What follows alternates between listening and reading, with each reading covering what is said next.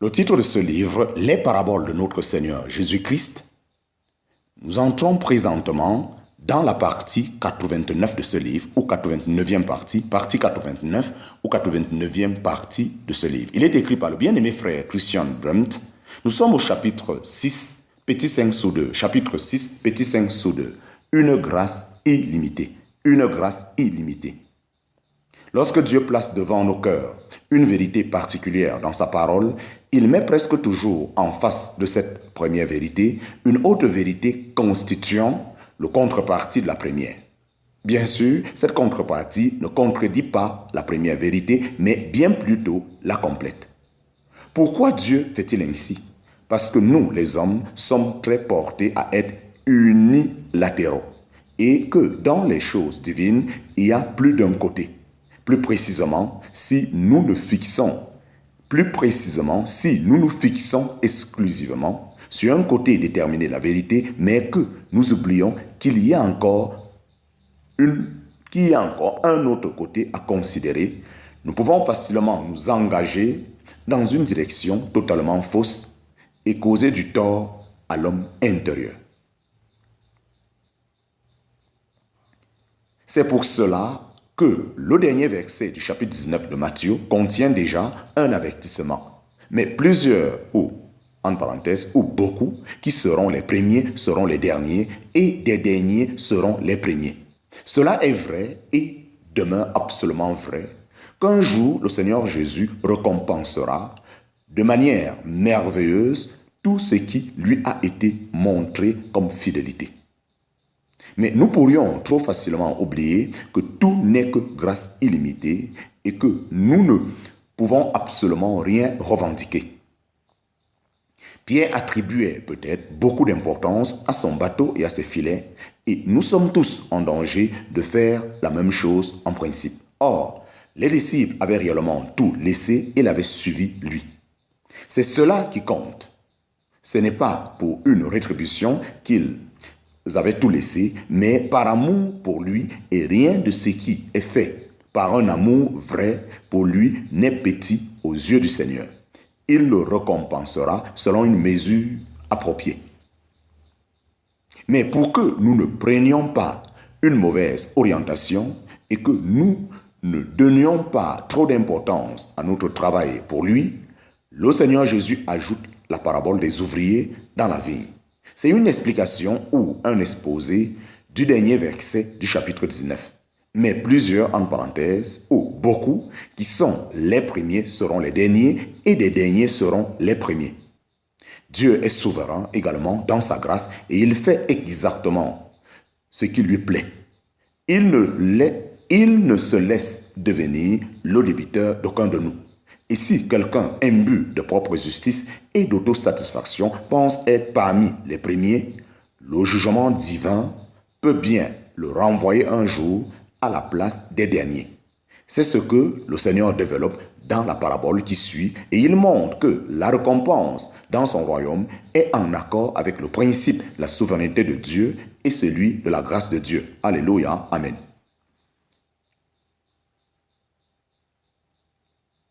Car le royaume des cieux est semblable à un maître de maison qui sortit dès le point du jour afin de louer des ouvriers pour sa vigne. Et étant tombé d'accord avec les ouvriers pour un denier par jour, il les envoya dans sa vigne. En parenthèse, Matthieu chapitre 20, versets 1 à 2. Rappelons-nous encore une fois qu'il ne s'agit pas ici de l'assemblée, mais du royaume des cieux, ce domaine terrestre où l'on professe reconnaître l'autorité du Seigneur. Le mot préliminaire « car » confirme ce qui a déjà été dit. Le dernier verset du chapitre 19 fait déjà partie de la parabole et il en constitue l'introduction. Et ce sont à peu près les mêmes paroles qui la terminent au chapitre 20, le verset 16. Chapitre 6, petit 5, sous 2, bas 1. Chapitre 6, petit 5, sous 2, bas 1. Le dernier.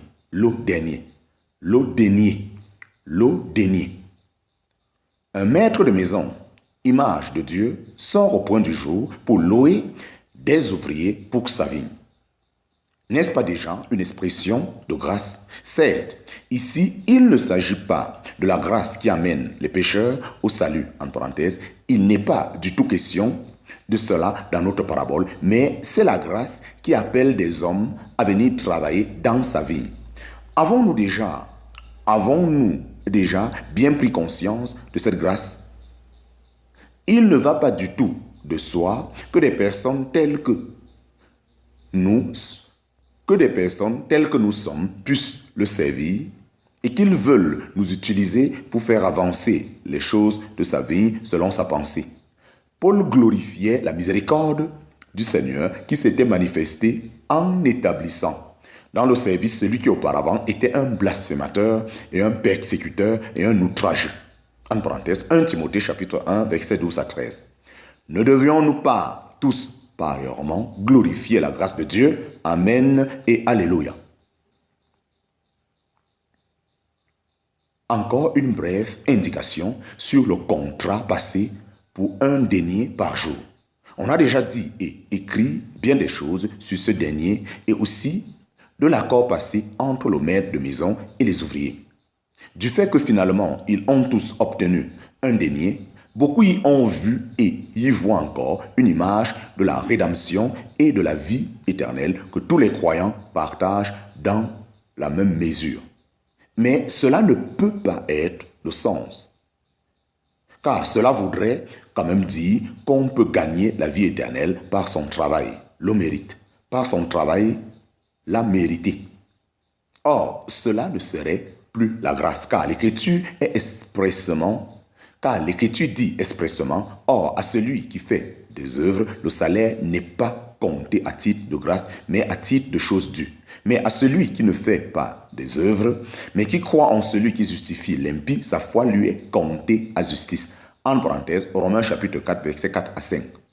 La grâce du côté de Dieu, la foi du côté de l'homme, voilà les moyens par lesquels les hommes trouvent le salut. Car vous êtes sauvés par la grâce, par la foi, et cela ne vient pas de vous. C'est le don de Dieu. En parenthèse, Éphésiens chapitre 2, versets 8 à 9.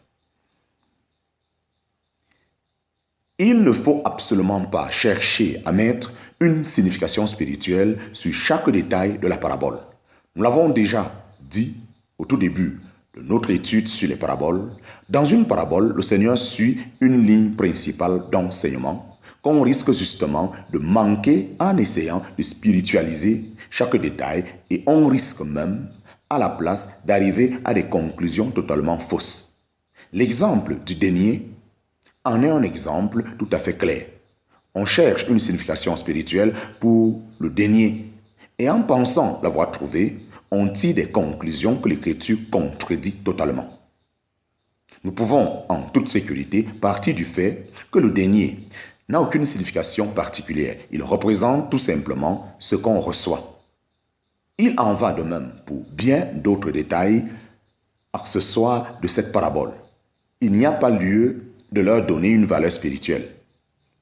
Ce sont bien plutôt des composants de l'image utilisée et si des hommes agissent de telle ou telle manière, cela ne veut pas davantage dire qu'on peut y faire correspondre directement telle action de Dieu. Chapitre 6, petit 5, sous 2, bas 2. Chapitre 6, petit 5, sous 2, bas 2. 5 groupes d'ouvriers. Et sortant vers la 3e heure, il en vit d'autres qui étaient sur la place du marché à ne rien faire. Et il dit à ceux-ci, allez vous aussi dans la vigne et je vous donnerai ce qui serait juste. Et ils s'en allèrent. Sortant encore vers la 6e heure et vers la 9e heure, il fit de même et sortant vers la 11e heure, il en trouva d'autres qui étaient là. Et il leur dit, pourquoi vous tenez-vous ici tout le jour sans rien faire? Il lui dit, parce que personne ne nous a engagés. Il leur dit, allez vous aussi dans la vigne. En parenthèse, Matthieu chapitre 20, verset 3 à 7. Il n'y a en tout cas pas de conclusion spirituelle à tirer du fait que le maître de maison a vu sur la place du marché d'autres ouvriers en train de ne rien faire.